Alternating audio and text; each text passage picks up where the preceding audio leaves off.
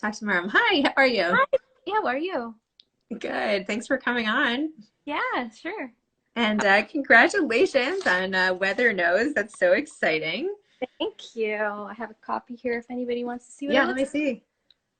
So cool. So tell us about this book. What inspired you to write this book? How long did it take to write? What's it about? like. This is a children's steampunk book, and I wrote it years ago when I was in college and only recently decided to polish it and publish it, share it with the world. It takes place in a steampunk universe called the Cerulean universe, and it's about a old-fashioned weatherman who wakes up one day to find that his career is being sabotaged because a 10-year-old girl has invented a machine that can predict the weather.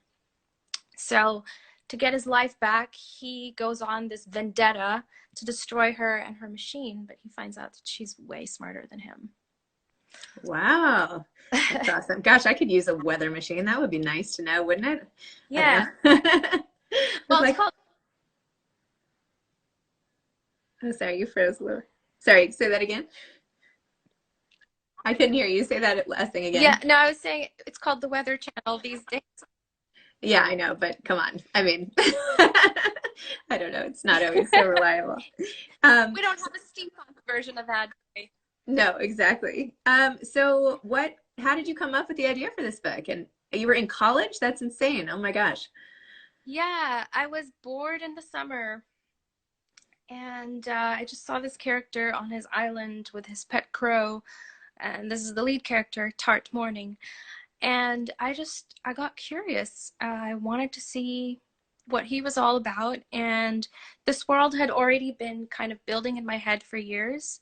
So, and I hadn't had a story to go with it. Like I didn't know where to start with it. So when I saw this character, I was like, oh, okay, so maybe this is it. And I followed him around, and the story happened. Here we are. Wow. And so, in addition to Weather Knows, you're also a screenwriter and filmmaker. So tell me about that part of your life also, Yeah, I please. wrote two short films and directed them. They both went to the Cannes Short Film Corner.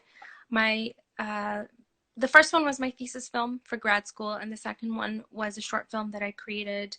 The character was based on my older brother, who's a special needs kid, and so the story of that film was about a mentally challenged young man who accidentally gets separated from his sister on the New York subway, and Oh, he gets lost in New York City and has to find his way home alone for the first time in his life. that sounds terrifying. It is. It is. It was such an emotional story for me to. Thankfully, this has never happened. Um, but it was a fear of mine. It has always been a fear of mine, and I decided to explore. I decided to explore it because I was curious to know or to kind of speculate on how he would react or how he would handle that. And of course, it was a deeply emotional process for me to create it. I was crying all the time on set. Oh, my gosh. And where can we watch that? Like, where is um, it? Is it? Yeah, how do we watch it? it's we've been submitting it to film festivals, so we haven't made it public. I would So we definitely don't. no, I would definitely announce it once it becomes available on Vimeo or any other platform. Wow. And I did see on your website how you support. I was wondering why I thought there might be a family connection to special needs because I saw you support special needs Yeah, charities and you're a yeah. big advocate for special needs. Tell me how that affects your work, not just in film, but in everything you're doing. I recently wrote, or not wrote, but adapted a Spanish film called Campeones, which is about a basketball coach who, instead of being, prosecuted for drunk driving, his sentence is to train a team of young men who are mentally challenged as a community service. And the film is just about him adapting to it, and it's actually a hilarious film. I loved it. Um, it had a lighthearted tone, and um, I like that about there are certain shows like now on Netflix, for example, that portray people who are atypical or who have certain needs, um, in a lighthearted way instead of like, tragic and like they have difficult Hmm. lives. Oh my God. Um, so yeah, so I adapted that film to Arabic, because the producer wanted to create.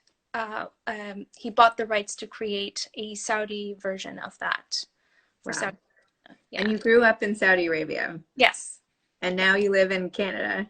You're Yes. all over the place. I'm all over the place. I So can't stay put. how do you think you're growing up there? I mean, sometimes I hate questions like this. People are like, "What's it like growing up in New York?" I'm like, I don't know. I never lived anywhere else. But what do you think, if you have a sense of what growing up in Saudi Arabia did for your sort of point of view of the rest of the world?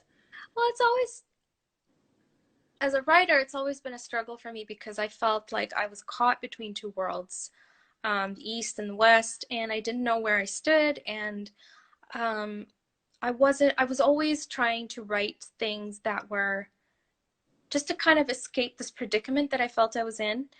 I always wrote worlds that were not here or there or anywhere else. It was just like my own world, and I'm making up my own rules, right? So I don't have to face it. But I think that I've come to terms with it recently. My recent work is not published yet, but I recently finished a fantasy novel that kind of starts out in Saudi Arabia, but then goes all over the universe. So I finally allowed my background to, like, the truth of it to come out. And I allowed myself to start playing with it as opposed to denying it or feeling stuck in the middle. I just played with all the elements that I was given, and it was such a wondrous process. Wow. That's so great. This is Yeah. like my day of like talented young women. I'm like like everybody is just accomplishing so much and from such a You're unique point of view. Really, really awesome and inspiring. I'm literally like sitting here thinking, wow, I'm just gonna like in 10 years I'll run into you at like some event. I'll be like, remember that Instagram Live? And you'll be like accepting an Academy Award. And anyway, it's just very cool. It's really, really neat. So anyway, well, thank you for coming on today. I'm excited about Weathernose and all of the things coming up, and I really would love to watch that movie. So if it goes, I'll just keep me on your mailing list for when that comes out Of because course. I would love to watch it. Okay. Absolutely.